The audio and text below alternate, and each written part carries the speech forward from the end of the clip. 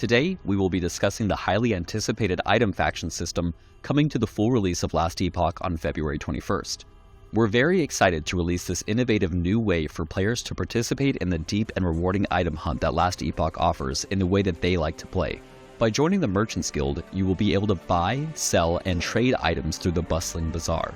Or, if you choose to join the Circle of Fortune, you'll set your sights to the stars and be able to bolster your item acquisition through prophecies and increased item drop rates.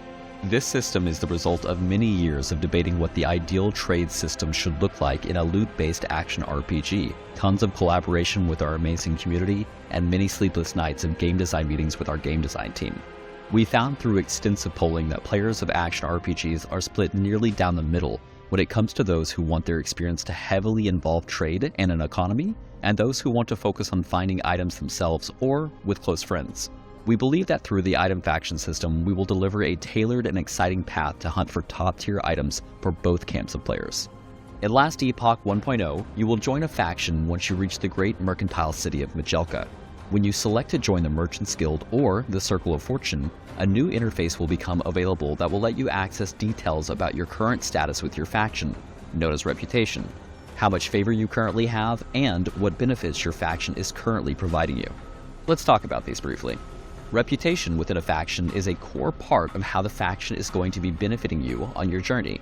As a representative of that faction, you will continue to increase your reputation by killing enemies and completing quests.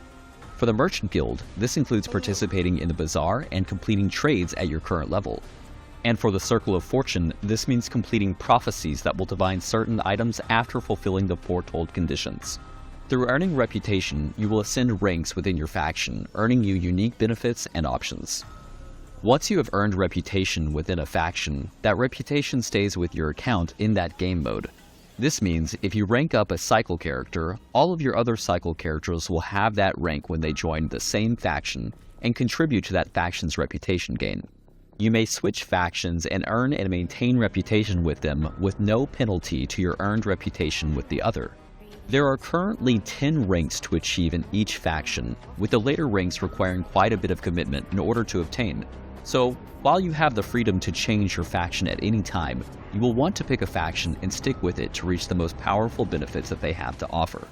It is important to note that you can only be a member of one faction at any given time per character, and items earned with the benefits from those factions will require that you are aligned with them in order to use them. So most players will want to stick to a faction that rewards their preferred playstyle. Next, let's talk about favor. Favor is the currency you will earn while slaying enemies or completing quests for each of the factions. Favor is separate from reputation.